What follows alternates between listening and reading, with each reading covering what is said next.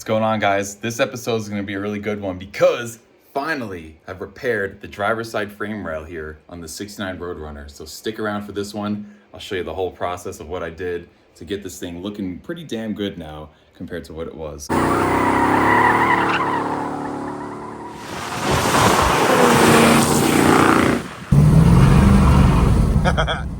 So I simply started by getting the driver's side fender off to give ourselves some more access to work. Here you can see some of the absolute atrocities going on here.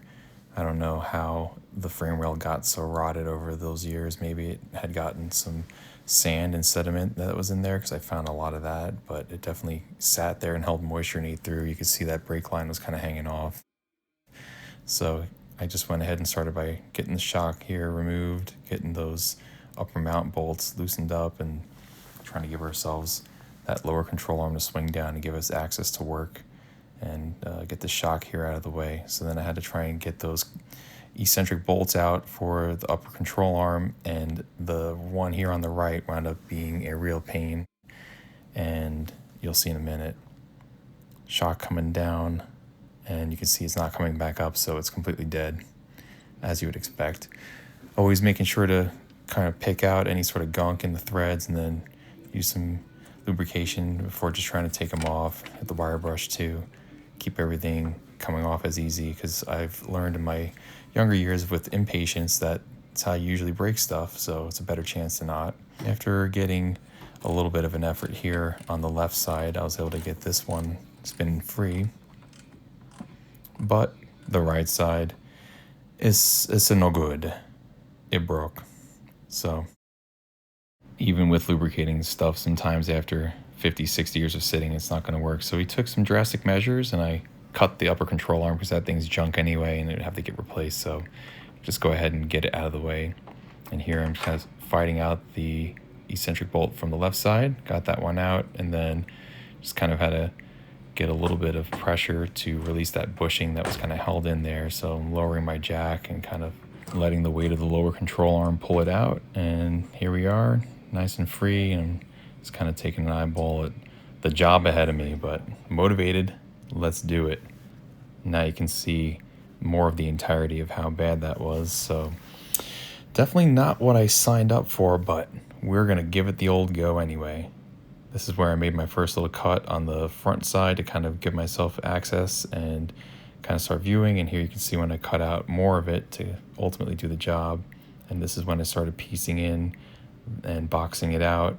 I bent up a nice thick piece of steel so I could keep it bent on the backside, and put a gusset in there and welded that through. And then I had to come up here on the front side and make the final little patch. And you can see I sprayed paint in there too to keep and prevent any further rust from happening in the future. Of course, I blew out the frame rails as well to get all the dust and gunk out of there before doing this. And just all the tools and all the stuff around me just sitting there for hours. It's just very tedious, meticulous work, and it's just a little bit of kind of try and go, just patching stuff up like this. And here you can see the template that I made using just some cardboard and some painter's tape. And this is the template sitting in right there, and just refining it and tweaking it to sit in there just enough to be able to pop it out, and then transferring that over to the steel, cutting it out with an angle grinder, and then getting set up and ready to rock and roll and burn this baby in. So here we go. And here I am getting the first tack put in, just kind of holding it with my hand to make sure it's nice and flush. Looks very nice and even. We want a nice finished look at the end. Using the body hammer to kind of beat in the side now that I've already got one spot locked in, and get the rest of it to line up nice. Again, it's all about that final presentation. We want to make it look like as close to possible that we weren't even there. Just a nice clean work, looking real good. I'm just doing a nice pattern of stitch welds all the way down. I had to play around with my wire speed and amperage settings a bit, just getting the welder kind of tuned in, but it's going really good here, and definitely getting some good penetration. Welds came out really nice. Sorry, it's a little bit hard to see my Home Depot light that I recently got. That thing's really handy because it's got the magnetic kind of holds on the top, and it makes it really easy for me to weld because I can actually see through my welding shield before each weld. pretty brightly, but it's kind of washing out the color here on the video.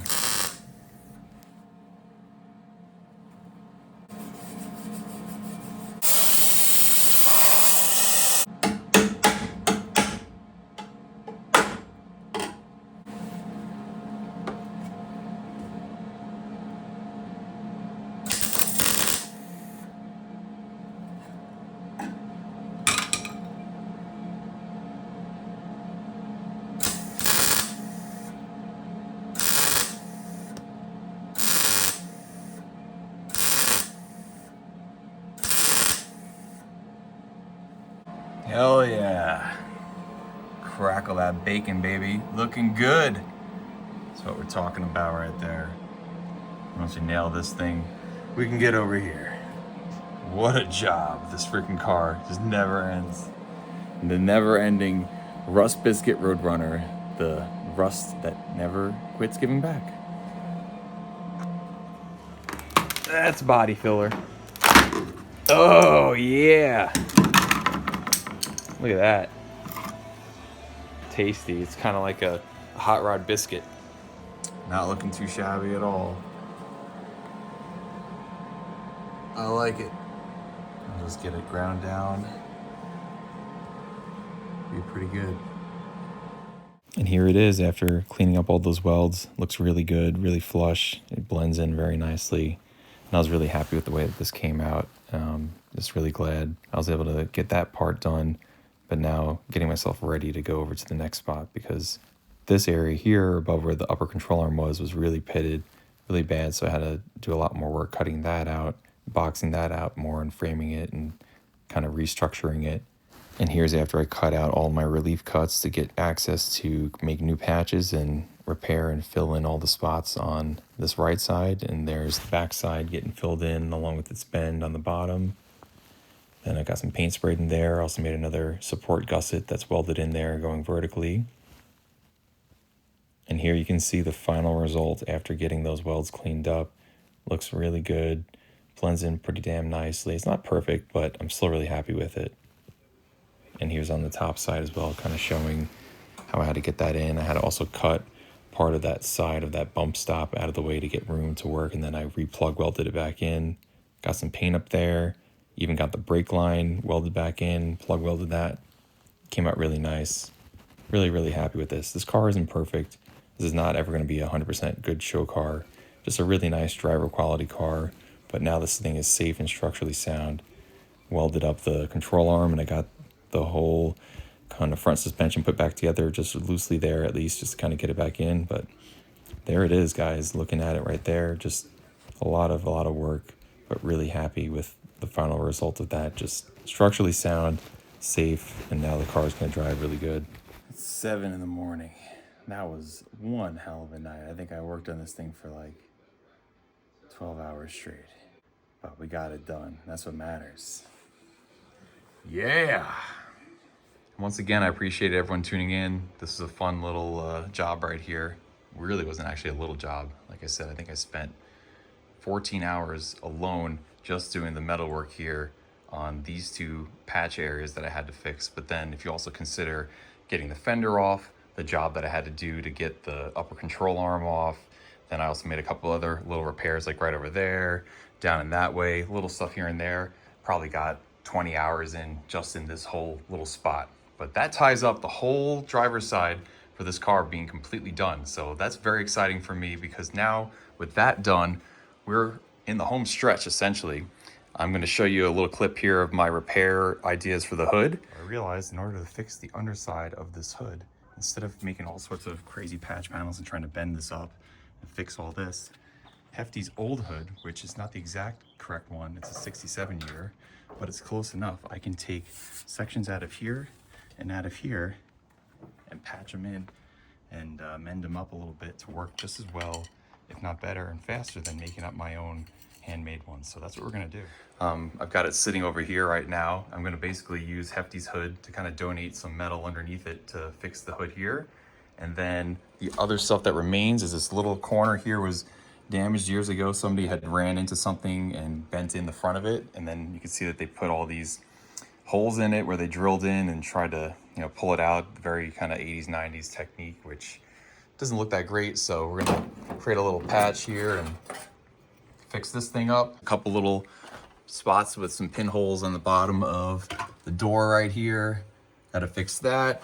I think there's a spot or two on the bottom of the rocker, and that's pretty much it. Just gotta tie up a couple little odds and ends, get the surface rust off of it, make these little bottom of the door, bottom of the fender, and bottom of the rocker repairs, tiny little patches, fix the underside of the hood, and I'm calling this thing good. It's gonna be metal complete, and then it can be ready for primer and bodywork. So stick around for more updates on the 69 Roadrunner restoration. So you might have noticed in this video this weirdness going on here with this drum brake. Well, back when I bought this car from my buddy John in 2018, I noticed this weird scratching sound as it was driving through the parking lot.